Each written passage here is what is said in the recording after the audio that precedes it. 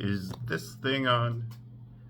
That last video wrapped up my ethics series, and the main reason why I didn't spend too much time on ethics is I, a couple of weeks ago, talked about sort of ethical approaches, and I personally sort of subscribe, even though I'm sort of on a faith journey myself, is I subscribe to the non-cognitive approach to ethics, that it is mostly emotional statements.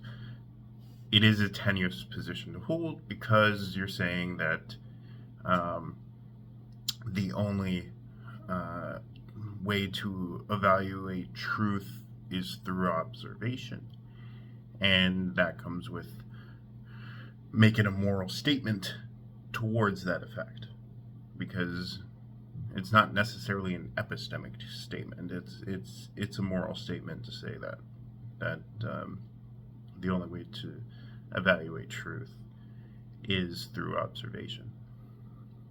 So it's a tenuous position, but it's a position I personally hold. That doesn't mean that like debates around ethics are invaluable. There is good use to ethical discussions and shaping norms between people, but it is very emotional, and emotions have their place in society, and that is true. Anyways, I'm moving on from ethics to sort of the actual sort of I want to say sort of opposite of aggression. It's not necessarily the opposite of aggression. It's desire, and desire can actually feed into aggression, but it also can feed into sociality. It can feed into people wanting to bond with other people, and the fundamental part of desire that does become antisocial is the purpose of this video, which is hedonism. What is hedonism? It is the infatuation of self.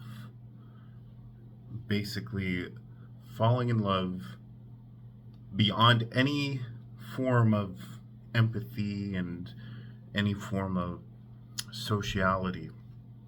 You're falling in love with yourself. And when you become hedonistic, the only decisions that you make are for yourself. That is what hedonism is.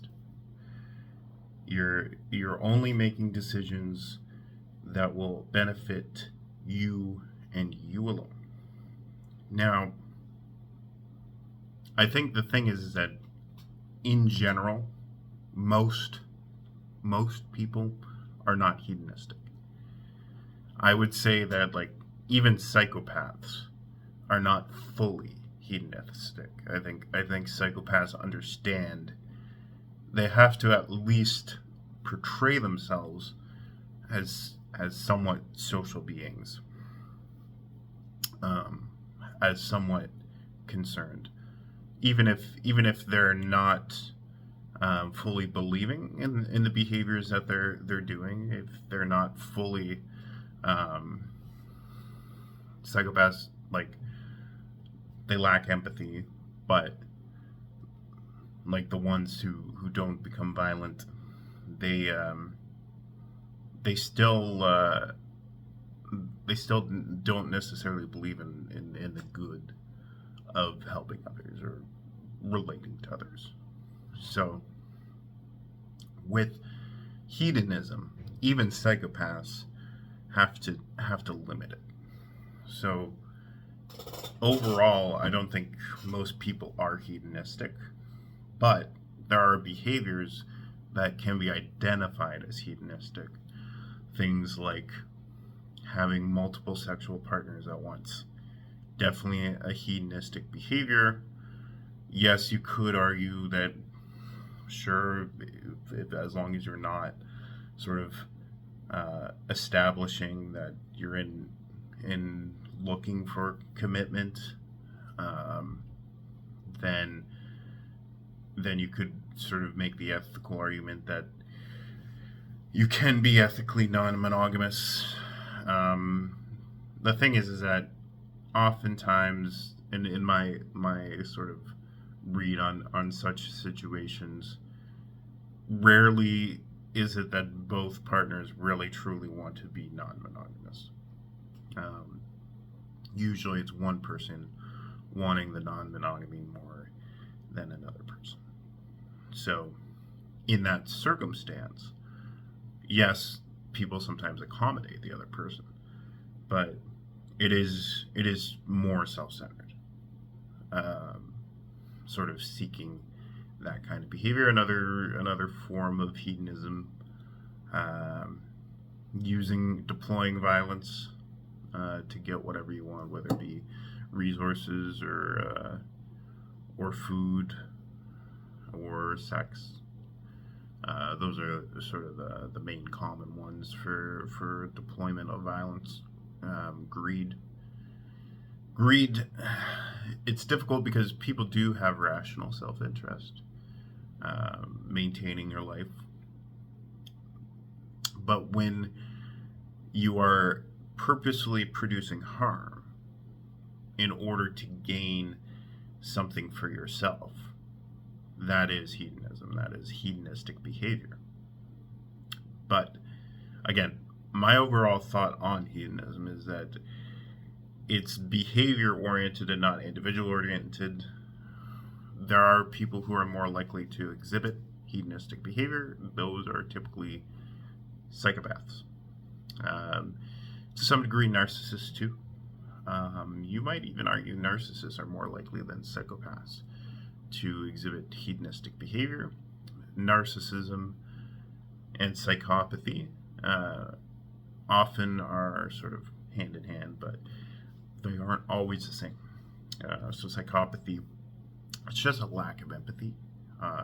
Basically, you don't really consider other people. You don't really consider other beings. But narcissism is sort of an enhanced view of self, that you yourself are beyond other people. There could be psychopaths that really think lowly of themselves too. That's sort of how you can differentiate, is psychopaths can actually even dislike themselves as well, whereas narcissists fundamentally cannot dislike themselves. And also narcissists sometimes can exhibit some form of empathy, but the thing with narcissism is that even if they are exhibiting empathy, they're still placing themselves above another group of people, another subset of people. So, what is hedonism? Making decisions primarily and only for yourself. Love of self. Narcissism is broadly associated with hedonistic behavior. Psychopathy, to some degree, also is associated with hedonistic behavior. But also, there can be times where you place yourself above other people. It can be rational sometimes, and it can be irrational. And overall, generally, most people do consider other people in whatever decisions that they make. Often, depending on sort of your political views, your religious views, it varies the scale to which you think about other people. So, typically more conservatives view the purpose of their decision making around their family, around sort of those who are directly impacted within their life.